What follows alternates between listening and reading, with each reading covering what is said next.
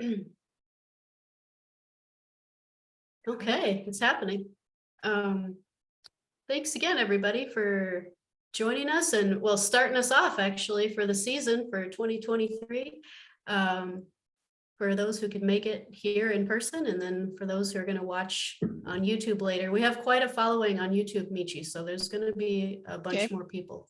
So Michi Bradley is going to talk with us today. She is the creator and runner of REC Networks.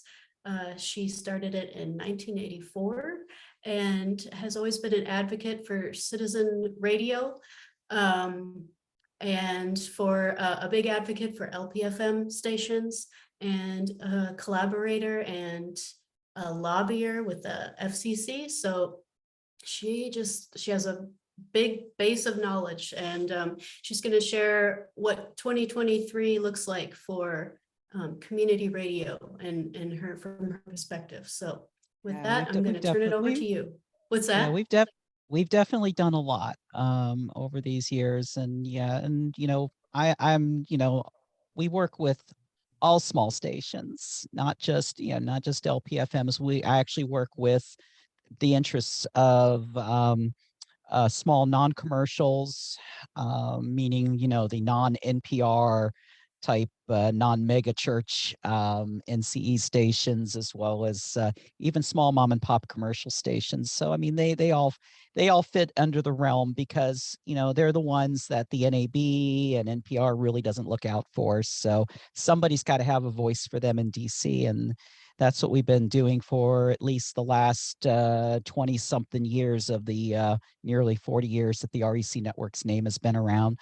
So, and as mentioned earlier, I wear two hats here. I'm not just the founder of REC Networks, but I'm also the co-founder of the Riverton Radio Project Association, which otherwise goes under the name of REC Delmarva FM, the proud Pacifica affiliate here on the lower eastern shore of Maryland.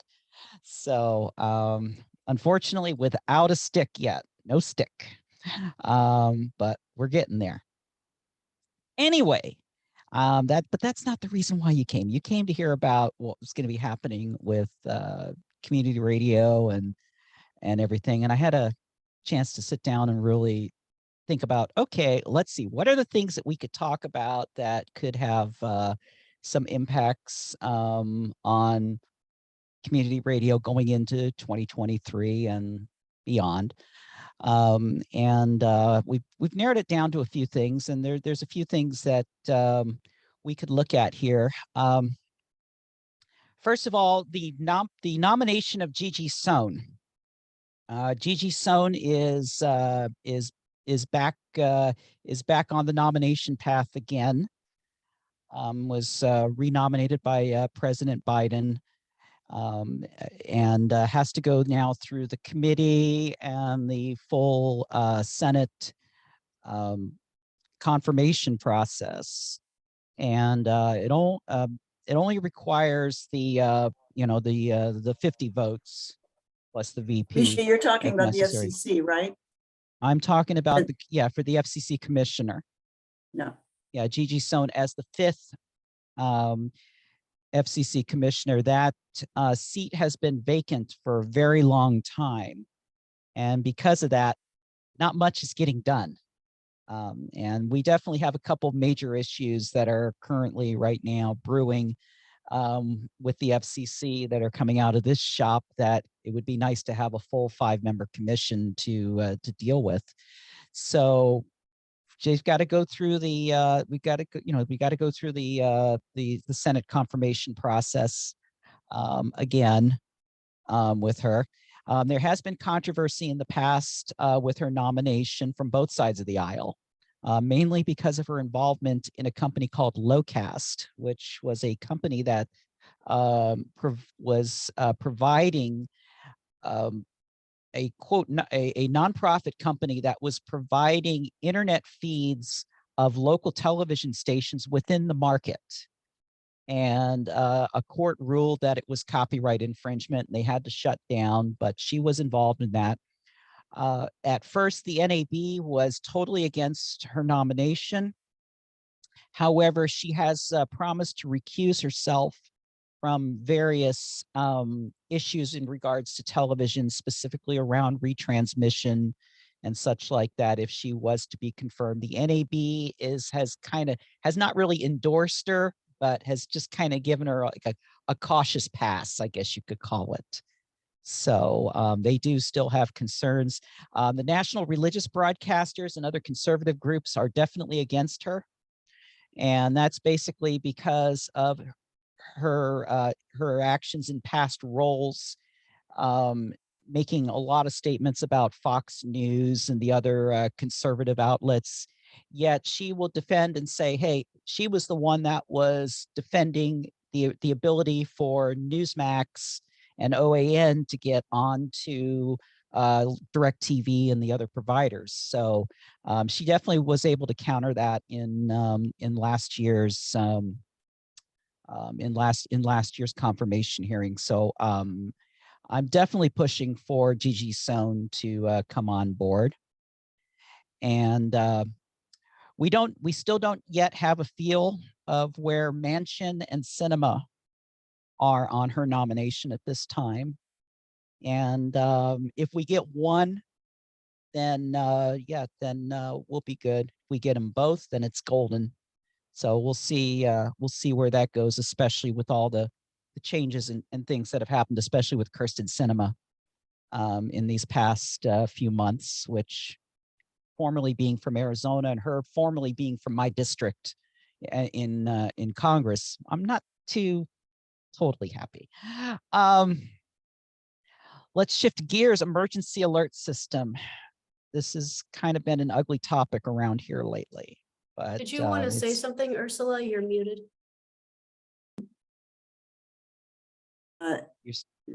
Michi, how do you think if Gigi becomes a FCC commissioner, how do you think that'll affect us in community radio? I think it will because of her past grassroots background. She is very much a grassroots advocate. And I think she will be the one that will actually, that she may actually listen to us and not be the NAB's lapdog like some of the other commissioners have been in the past. And, so, I mean, she's somebody who I will definitely start trying to initiate conversation with and trying to get the third vote to, I want her to see some of these issues, especially the big issue, which we'll be talking about, LP 250 is one of the big issues that's still in this shop that I'm still trying to get forward onto, and going. And I think that somebody like her will definitely understand better, of what community radio stations, especially the very small LPFM stations, are currently facing right now, and what they can do if given more potential to do it and given that opportunity. And so that's what we're looking at. And we need somebody who will see the NAB's claims at face value, because it's the same old arguments they've been making for the past 10 years on some of these issues. And so we need somebody fresh in there, and somebody who definitely has that grassroots advocacy background. And I think Gigi Sohn is the one who will be that person. So I think she'll be a friend to community radio. Any other questions on Gigi? Okay, emergency alert system. Lots of changes done and lots of changes being proposed. And we do have some things that we've got going on here. First of all, in late last year, the FCC did require stations to initiate something called CAP polling, CAP polling. And basically, just in a nutshell, what that does is that if you get the you get the legacy alerts over the air, you get the CAP alerts over the internet. If a CAP alert and a legacy alert arrive for the same alert, the system, the EAS box, is supposed to prefer the CAP alert over the legacy alert, even if the legacy alert arrives first. And Hang on, we got a photo bomb going on here. Cats. They always seem to come up here whenever I'm talking in this box. So that does happen. No. No. Okay. So bottom line is that stations are going to need to make sure that they have one of the most current versions of their EAS software. For the DAS deck, that's at least version 4. I know they're starting to sell a version 5, but the version 4 will work with cap polling. We have a version 4 here at the lab, and we've got the cap polling working on there. So the functionality is in there. I do have information on my site in LPFM advisory letter number 16 that talks about, if you have a DAS deck, how to turn on the cap polling feature. We're still waiting to hear back from Sage, Trialithic, and Gorman Redlich as to what their specific plans are. The only one I've really heard a lot of positively, a lot of information from, I've been in contact with Sage back and forth, and they're not, they said they're going to release something. If you're on their mailing list, you'll get information on that and whether that'll be a charge or not. But for DAS deck users, if you're on version 3, this means you got to pay the $500 to go to version 4. So that's one of the issues some stations are having. They're still on version 3. They're going to have to pay to be on version 4. The deadline for that is December 12th of this year, that they got to switch to that. And really I fought this. This is one that I fought until the very last minute, because it only really benefits television, because the cap alerts give out more text information than the legacy alerts do, and the commission's motivation behind this was to improve EAS for those for the deaf, for those who are deaf and disabled, and that's really what it was. It was a disability related thing, and so it would allow more detailed information on the crawl on TVs, but it really had no benefit for radio. And so what I asked for was, I asked for a delayed implementation for radio, and I asked for 3 years for radio. The FCC said no. So we've got the 1 year going on that. So cap polling is one of the things that's going on right now. The other thing to be aware of is we currently have a deadline right now for the 2022 national periodic test that never happened. They still want the Form 1 that was technically supposed to be done last year. They want that by February 28th. So make sure that you file a ETRS Form 1 by the 28th of February. They might come back and have you do it again for 2023 if we have an actual test this year, and that will be a full Form 1, 2, and 3. So we just want to make sure that everybody, especially LPFM stations, are participating in EAS. We need to get our EAS participation up in the LPFM sector. It's been in the 40% range, and that is, to me, that's not acceptable. So we need to move on with that. There is a very controversial rulemaking proceeding that's going on right now. We're currently in reply comments on it. And it has to do with the FCC responding to a couple of cases in the past 10 years or so, where someone has broken into EAS boxes by using like default passwords and sent out fake messages over the air, such as the zombies are rising from the grave. That was one of them. So the FCC is putting together a rulemaking basically stating that every broadcaster, no matter how small, no matter how big, is supposed to set up a cybersecurity risk management plan. And they use examples from the the National Cybersecurity Agency, the National Institute of Standards and Technology and stuff, these 100-page documents, and they're expecting small stations to come up with some kind of a plan, as well as report any kind of attempts to attack their network, even if it doesn't directly affect the EAS equipment. So it's a pretty nasty proposal, and I can tell you the list of objectors is sky high. REC's against it, NAB is against it, NPR is against it, NFCB even came out against it. Prometheus Radio Project is against it. So they're getting a lot of broadcaster backlash on this, which is coming from the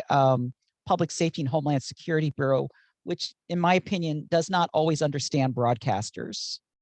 And they don't understand that there's a lot of small entities. Not everybody is iHeart. Not everybody is Nexstar, Sinclair, or EMF for that matter. So we've been having to deal with that. So there is a rulemaking proceeding. REC, like I said, we've already commented. We will be filing reply comments in that proceeding. And again, we're looking out for all the small stations, not just LPFM, but all of the small stations. What else is happening? HD radio, the FCC is considering a rulemaking proceeding right now that would permit some stations, both commercial and non-commercial, that are limited in their digital power due to nearby first adjacent channel broadcast stations, to be able to increase their digital power, to be able to try to maximize their coverage as much as possible. This is they want to change. There's a proposal that came out by the NAB and by Xperi, the HD technology folks, to increase out some technical requirements for the protection of first adjacent channel stations. This does not affect a lot of folks, but it does affect some. So if the station is HD, and they're currently being limited by a first adjacent station, this might be an opportunity for them to do that. They're also looking at the asynchronous ability to, so the HD is two sidebands, a lower sideband and upper sideband. You can have varying powers on one sideband over the other. And if you use the lower power, if you need to protect a first adjacent channel, right now the FCC is allowing those, but you have to get an experimental authorization first. And then it sounds like they want to standardize that. So we're definitely in support of that. And because we do, REC does see HD as a method for community stations, large and small, to be able to provide more diverse programming to their communities. Currently, right now, REC is programming in HD on an LPFM in Malibu, California. And we're doing the only Japanese pop music radio station in the United States right now, out in California on KBUU LPHD3. It's called J1HD. Channel 6. This is of interest to anybody who's down below 92 on the FM dial. We're currently working a couple of the issues. The Franken FM issue we're still pending on that. In case you didn't know, Franken FM are the low power TV stations that run on channel 6 that have been authorized to run a FM analog carrier on 87.7. And there's currently 14 of those that are currently authorized on special temporary authority. And there's a move right now to try to allow that permanently. So that's one of the things that they're looking at. But one of the other things that the FCC did bring up in that proceeding is the possible elimination of the channel 6, the FM to channel 6 protection requirements. And that's something that actually was proposed back in the LPFM proceeding. It was talked about in the LPFM proceeding 19193. The FCC was getting ready to eliminate all the protections requirements for FM stations to channel 6. ABC Disney channel 6 out of Philadelphia, WPVI, put up the stop sign, got enough influence for them to roll that back. And they decided not to do it at that time, and that they would revisit it at a later time. Obviously, the same parties who were against it then are still against it now. I did work with NPR on this one, and we actually came up with separate statements on this one to the FCC. And basically what we both agreed on was that there may still be issues with 88.1 and 88.3, but there's no issues with 88.5 to 91.9. So that's basically what we're proposing, is to release 88.5 and to 91.9 from any channel 6 protection requirements. And Michi, can you elaborate on that? Is this about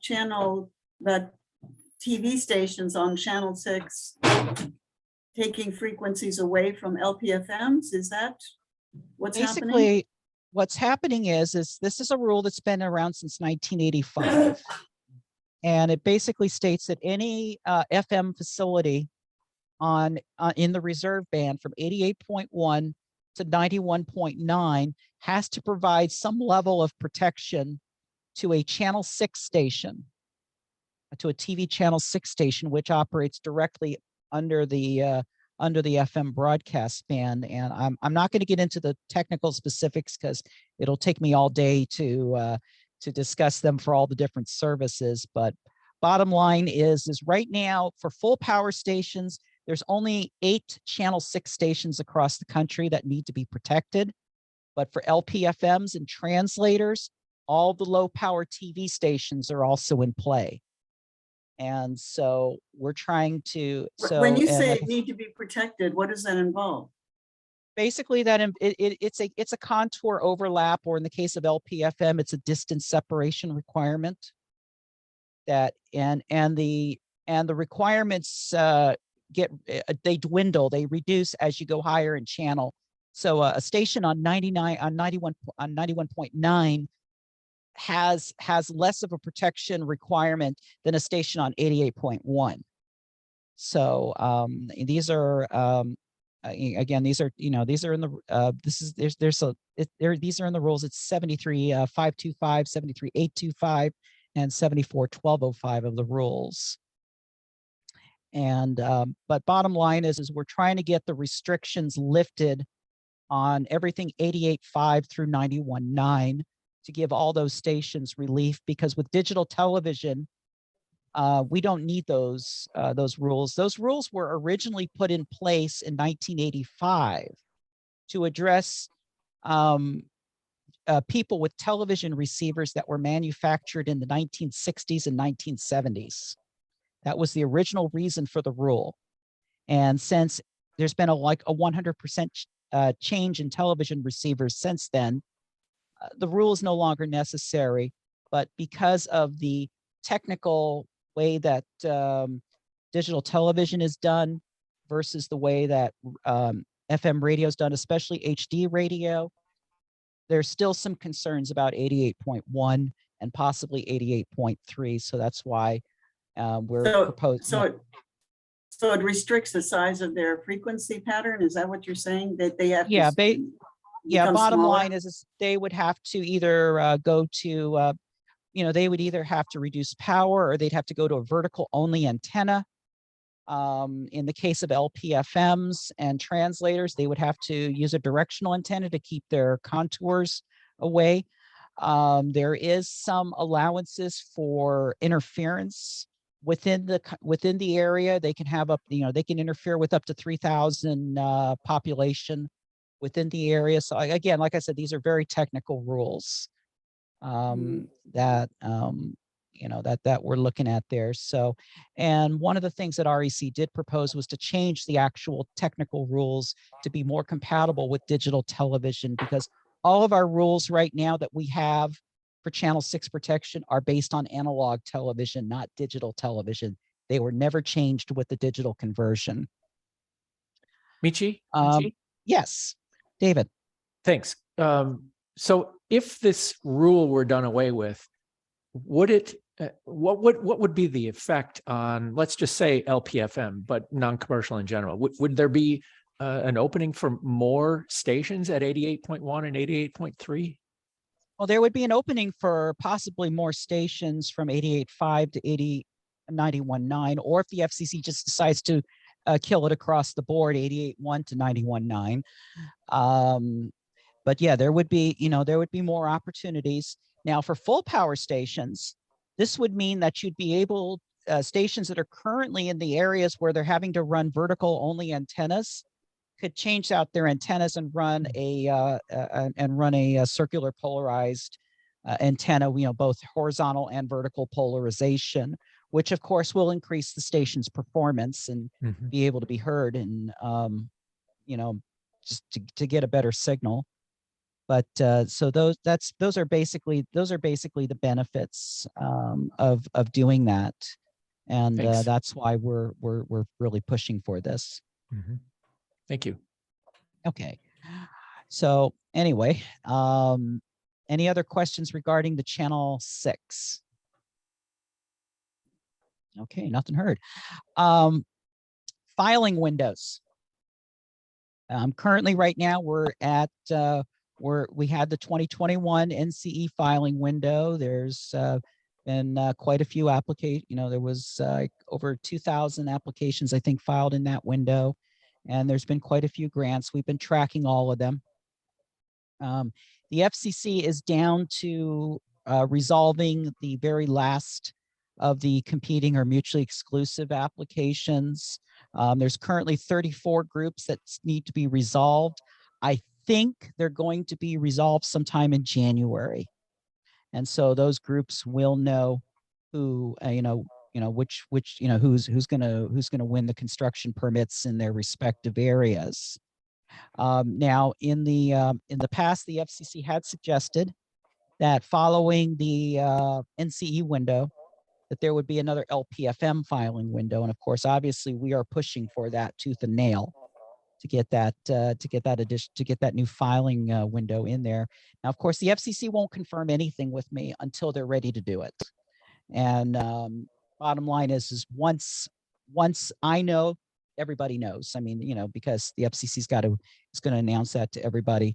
And so right now we're still, we're already taking shows of interest at REC for the next window. We have tools up already to allow prospective applicants to check to see if LPFM is available in their area. So if that's, if that window does happen this year, that's going to be a little bit of a boost for community radio, give some new organizations some opportunities to join our ranks. And I think that's a good thing.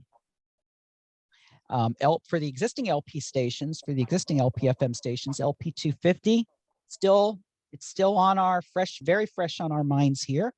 It has been dormant though, mainly because of the 2-2 commission that we have right now. We only have 4 people on the commission right now, and this is another reason why we're really pushing for Gigi Sohn to come on board, because I think we could probably get a little bit more favorable towards LP 250 between Sohn, between Rosenworcel and Starks.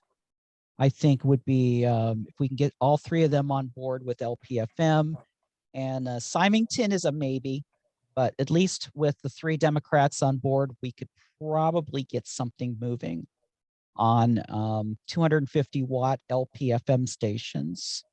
And that's basically what we're looking at. And we're looking at that as an upgrade to existing stations. And so that way, we've made it the point very well known to the FCC that we do not want to have LP 250 delay another filing window for new LPFM stations. We'll have them come in at 100s. And if they can upgrade, they can upgrade at a later time. So that's what we're looking at there. One of the other items that we're currently fighting right now, which could have an impact on especially the secondary stations, is the geo-targeted boosters. This is FM boosters that are being used mainly to fill in programming into certain areas. And normally they've been used in the past to put radio into dead zones, part of your contour that may not get service because of terrain. That's what they've always been used for in the past. Well, there's a company out there that wants to make it so they want to put boosters actually in town. And the reason for the boosters is so that way they can put geo-targeted advertising on these boosters. So that way, if you're on the north side of town, you may hear an ad for McDonald's, where on the south side of town, at the same time, you'll hear an ad for Burger King. So that's kind of the analogy there. And that's what they're looking at. They say that this will be a savior for minority broadcasters. Is they're pushing the minority card on this one.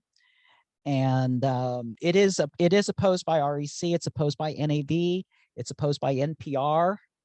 It's opposed by state broadcasters associations, and our oppositions are mainly technical because, and I'm not going to get into too many technical details, but the Reader's Digest is that it would cause a lot of severe interference, especially to low power FM stations and to FM translators, especially ones that have moved that had been in a location and the full power station may have moved at one time in the life of that LPFM, and there's just it would be a mess. That's all I'm going to say on that. It's going to be a huge mess if this is allowed to happen. Now the NAB is coming up on the commercial aspects and the impacts to the advertising market. There's also concerns that this would be redlining, so that way they might want to advertise only in the affluent neighborhoods while disregarding the lower income areas of a station's service area.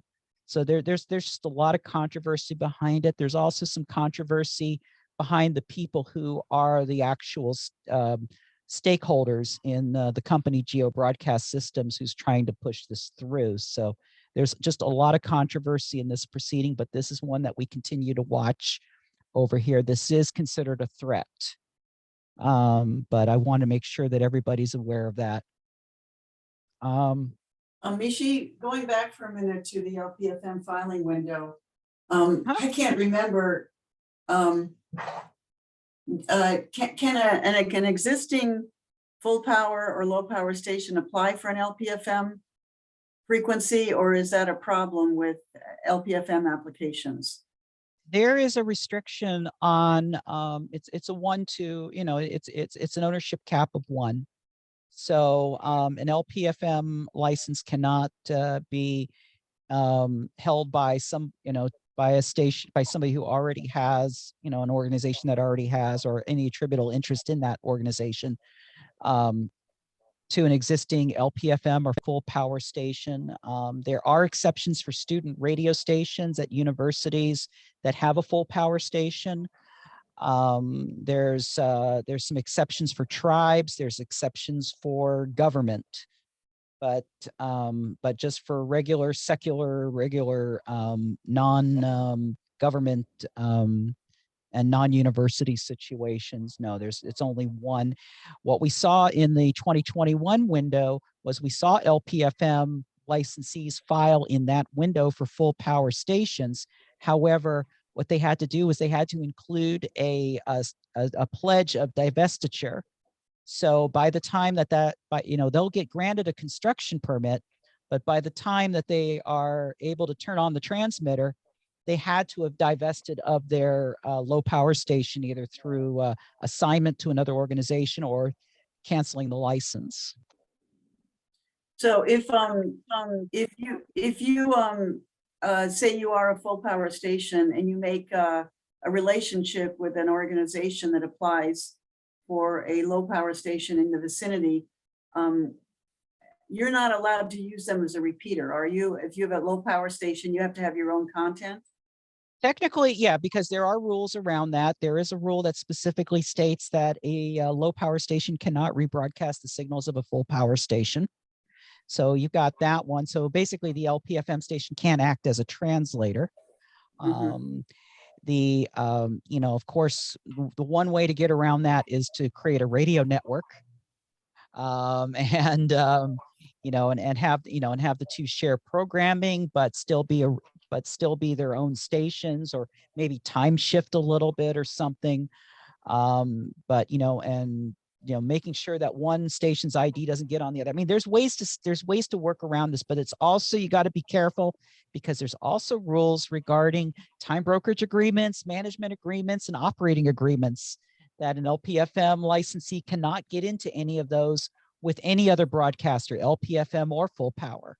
So, you know, So it's not an the easy rules, way to extend your reach. there's really not, I mean, it's really not it's not really not an easy way to extend the reach. The best thing to do is to, you know, is another organization should be their own separate community organization, and then, you know, start sharing programming. And even if some of that programming is even if some of that programming is live, it actually, a full power broadcasting and rebroadcasting an LPFM is legal.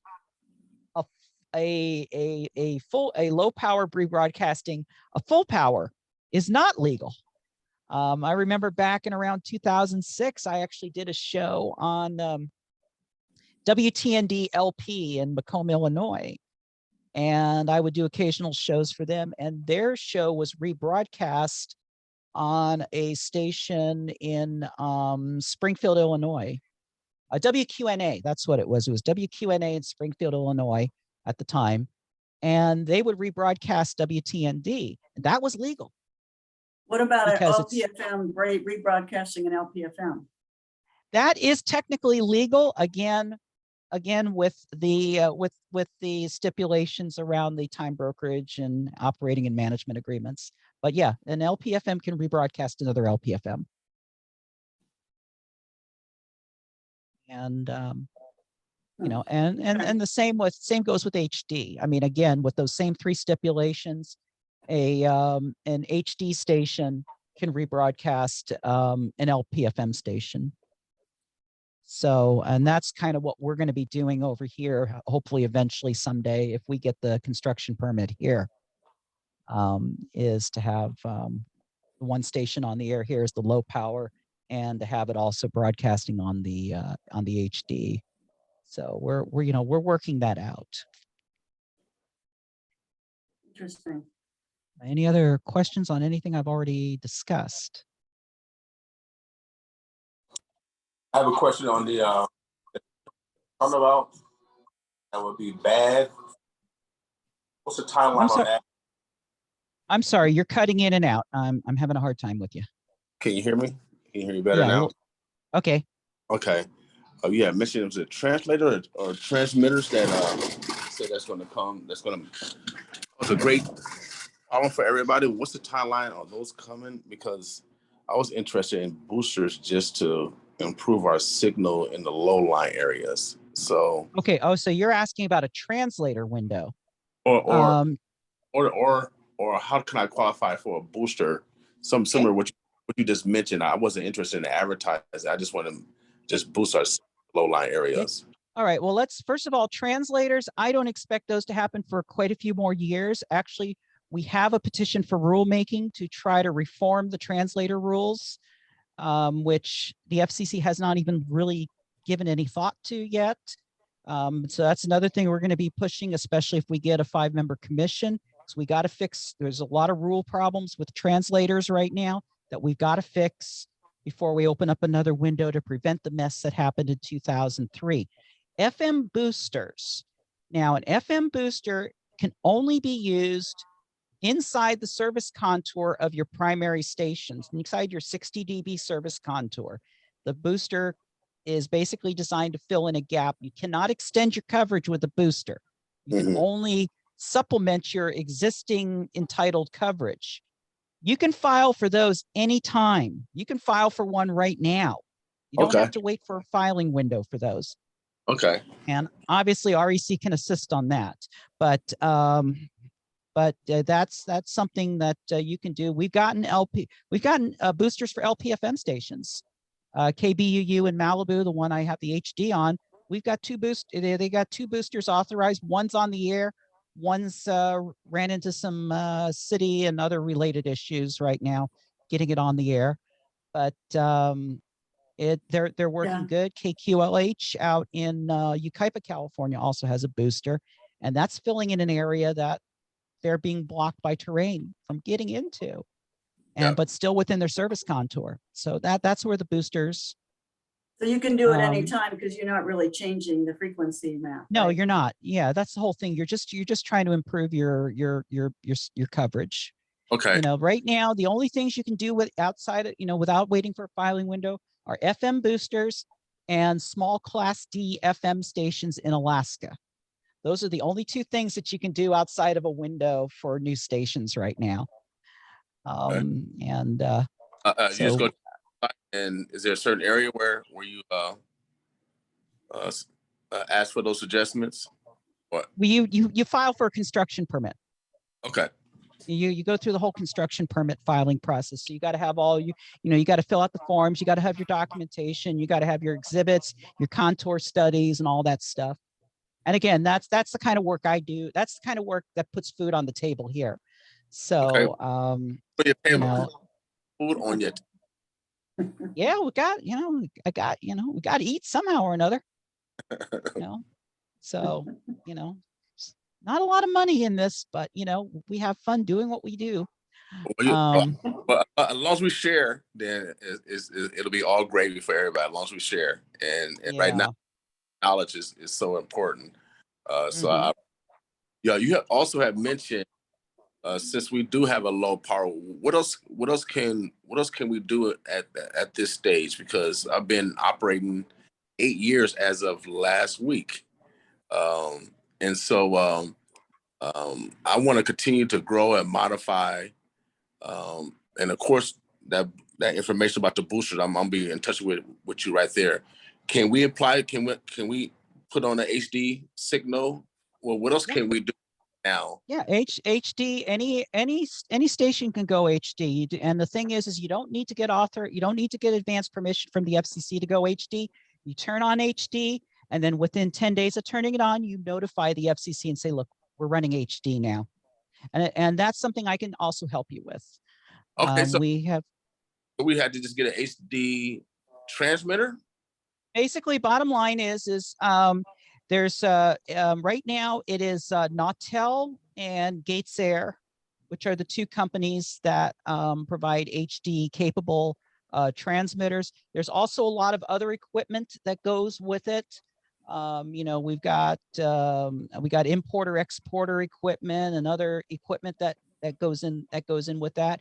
You're looking at probably about I'm gonna say about a $30,000 price tag to turn on HD, and then there's also a licensing fee for HD.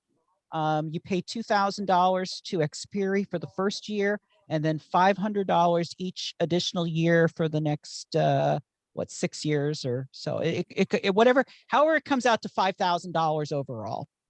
And but unlike the commercial stations, you don't pay based on your revenue, and you don't pay after that 5 years, or that $5,000 is paid.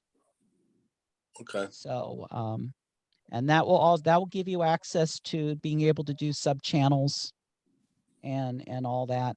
And I can tell you from the field testing that's been done in Malibu with KBUU it's an LPFM station in a very high noise floor area because of other co-channels.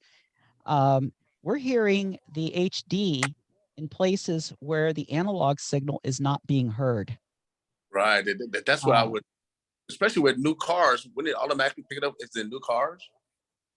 If they're new cars, if they're new cars and they're HD, if the HD is out there, then the HD will usually override. And we have a problem which we call HD hijack, which is happening right now to WPVM out in South Carolina, North Carolina.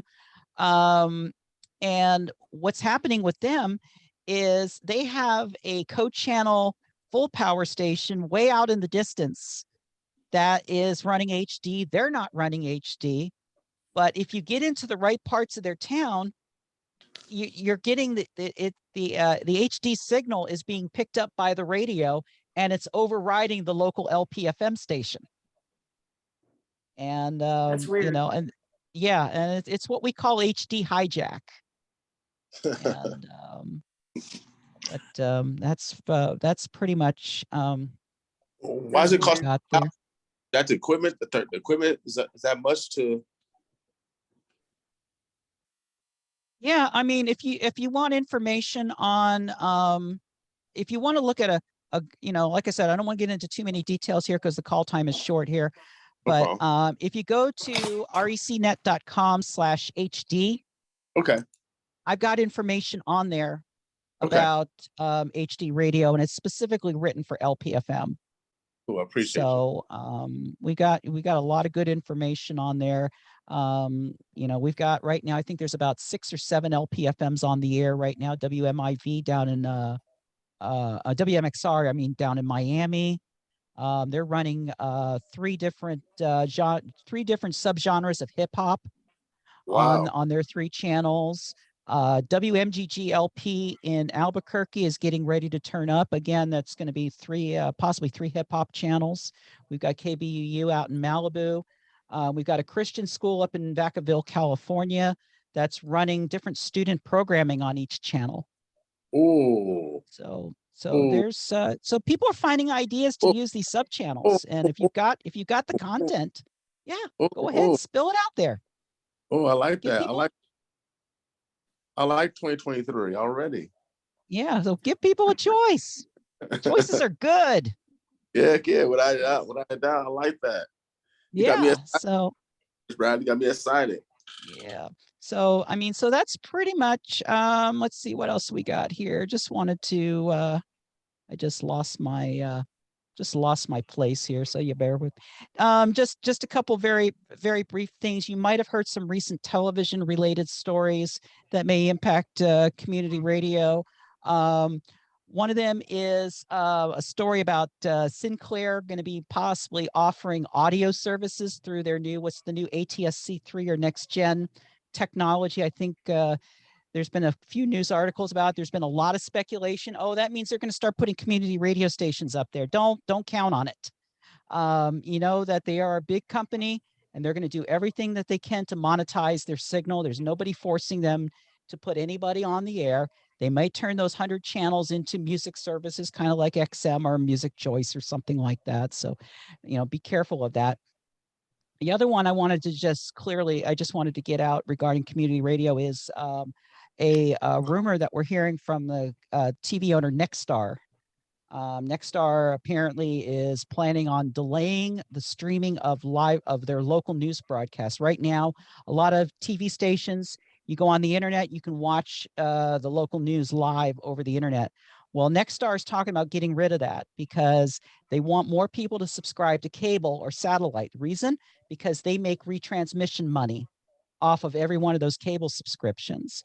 This is why it's very important for community radio stations to be as live and local as possible and to have as much news content as you can out there. Be the listeners' go-to. Don't always let them, especially if you have a mobile app, let them come to you for news instead of having to wait 2 hours for it to come in on their mobile app.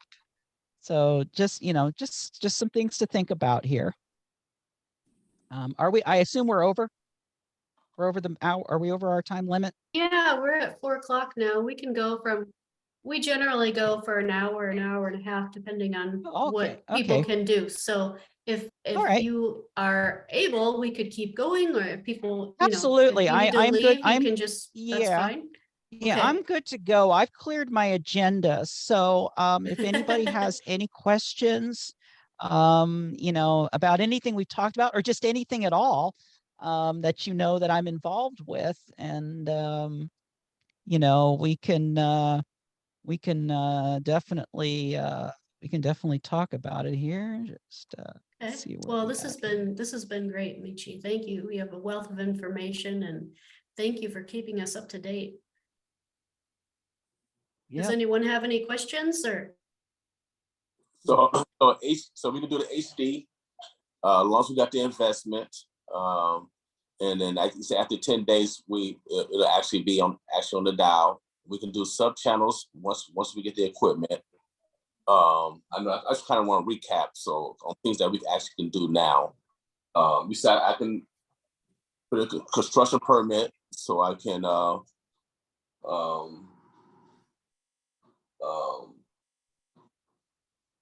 ask Well, for the bottom line is what you just need to do is you need to contact either Nautel or Gates Air, one of the two companies. There's two competing companies. Some stations I work with are working with Gates Air equipment. Some are working with Nautel. I personally don't have a specific preference between the two. But the equipment for both manufacturers are now certified for LPFM. In the past, the Nautel equipment was not, and I was working very hard with the Nautel folks to get that certified, and they did eventually get the Nautel equipment certified. So you do have an equipment solution either through Nautel or through Gates Air. And again, they're two competing brands. I really don't have a major preference over the two of them, but the most recent experiences I've had with stations has been with the Gates Air experience. And of course, I can hook you up with folks that can possibly give you more information on that. But as long as you purchase the equipment and get that all installed correctly, get that up and running, like I said, you can do that without having to get a construction permit from the FCC first.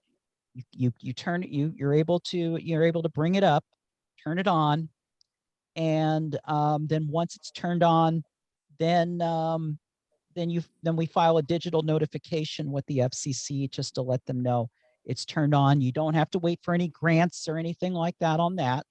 You're able to use it, and that's pretty much how that works. And like again, there's some technical issues that we talk about on the HD page there about how much digital power you can run. Now, keep in mind that at the highest levels where there's no first adjacent channels you have to deal with, the digital effective radiated power is 10% of your station's regular power, your analog power. But don't let the 10 watts fool you. 10 watts on digital goes a lot farther than 10 watts on analog. So you've got that. So yeah, I mean that's pretty much it on the HD, and then from there the rest is up to your staff and your station's creativity. Okay. I see a question from Joseph in the chat. He says, do you know if CPB will open another HD development program where they cover some or all of the equipment cost? I don't do a lot of a CPB over here, so I really can't speak on that. Michi, can you talk a little bit about how you actually communicate with the FCC, what that looks like? What is the process that you go through? Because for most of us, it's kind of off in another world. Yeah, well, it all depends on what needs to be done. If I will sometimes, if there's a proceeding that's going on, if it's like a rulemaking process, if it's a rulemaking proceeding, obviously I file comments, I file reply comments during the deadlines. If I communicate with staff at any other time, then it's what we call an ex parte presentation. And so, I mean, I can directly reach staff. I directly go to the media advisors of the various commissioners. I go to the media bureau. I set up calls with them. make my presentations and such and say what I want to say. And then what I have to do is required by the rules that I have to file a letter with the FCC and basically it's put onto that docket for the rulemaking proceeding. And just basically just an outline of what was discussed in the conversation, as well as any handouts or anything like that were presented. They would also be included in there. Because of the COVID, I've been doing these for the past 3 years remotely. And but before that, I was actually going to DC and actually visiting the FCC at their headquarters and meeting these people face to face, which is nice having. I mean, it's nice having this convenient location to kind of do that. We're about 3 hours out of DC. So what I normally do is I go into the other side of Maryland and then get a hotel room on the Maryland side. And then I get on the orange line and take that into DC and then come back to the hotel room and stay there overnight. And then, or just go on, or whatever. But that's how I do it from out here. I do not pay DC hotel prices. No budget for that. Barely any budget for Maryland hotel prices, more or less DC's. But That's good other advice for times, anybody. yeah, other times when there's not a proceeding going on, there's a lot of informal emails that are going back and forth. I'll sometimes put out letters to the staff. I mean, to staff or to the commissioners' staff, or or even emails to the commissioners themselves. I mean, a lot of times I don't get responses on them. A lot of time it's a one-way street, but I do have a tendency of sometimes saying what's on my mind. But that's basically it. But as far as if it's a rulemaking proceeding that's going on, everything has got to be on the record. And If, that's what you mentioned earlier, there was one, I can't remember right now what it is, but there was something that's in the process and that is being commented on right now. Mhm. You mentioned at the presentation. Right now that's probably the EAS cybersecurity. That's one that the reply comment period's open on. So can individual stations weigh in on that? Well, they can weigh in on the reply comments, and this is what I would suggest individual stations do, is if they want to, first of all, read what REC had filed, read what NFCB had filed, read what Prometheus had filed in their comments. And can you see that on the website, or where do you find that?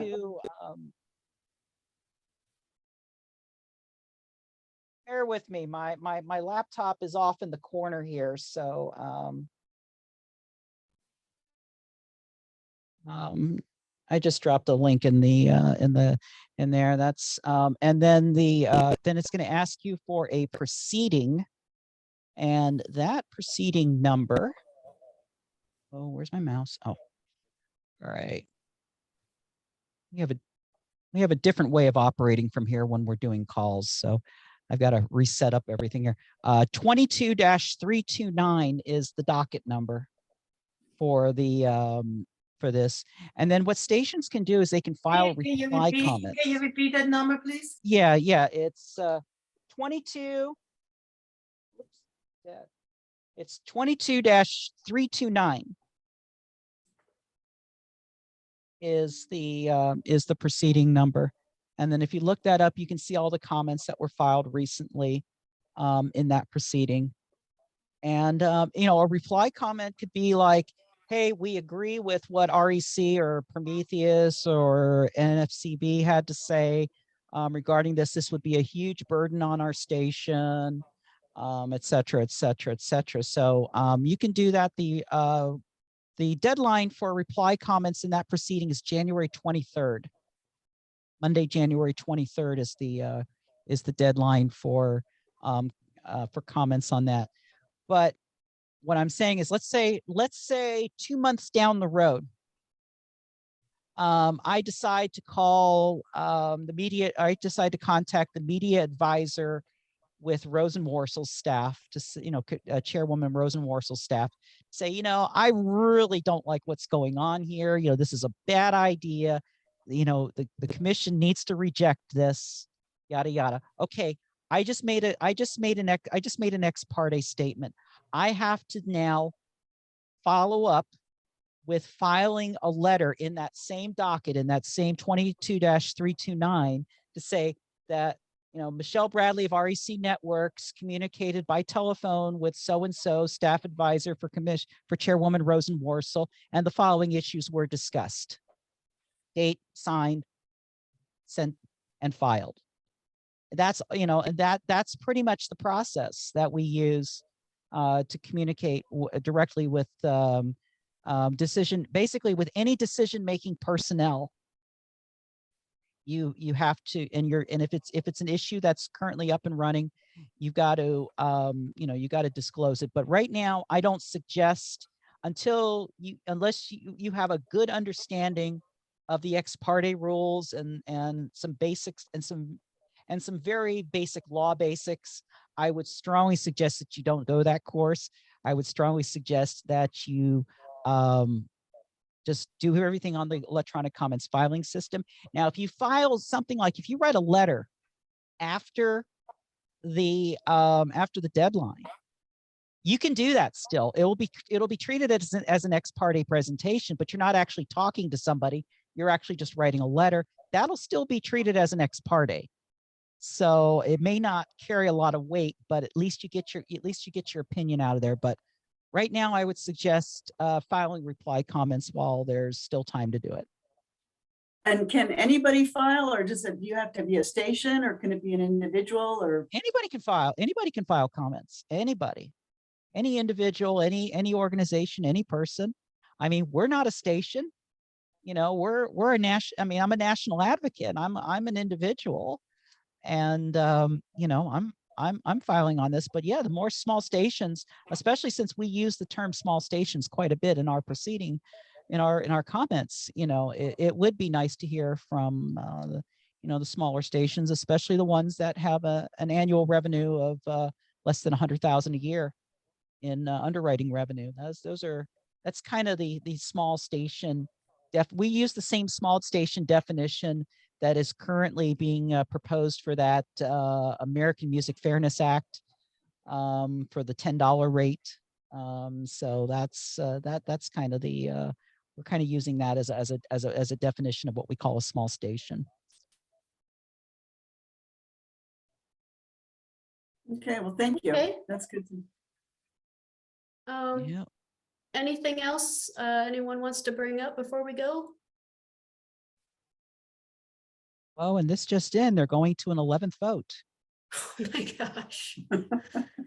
Oh, wow. Last time I looked, it was 9. And now Oh, they're 11? we're in extra innings now. Yeah, we're in extras right now. We're at the bottom of the 10th going. We're at the bottom of the 10th going into the 11th. Wow. For those who got here after we started, Michi said that you heard on the news that there was a time when it went for 2 months. It went for about 2 months. Yeah, I remember there's a story about Do you that. wanna This happened do you wanna before stop the recording? I'm sorry. Yeah. Did you possibly want to stop the recording since we're going into other topics? Well, let's say this. Does anybody else have any questions radio related? Radio related. Okay, I'll stop the recording. Thank you, And just Michi. say that was awesome, Michi. Thank you again. That just me talking just now just triggered my Alexa. Alexa, stop. And with that, I'll stop it.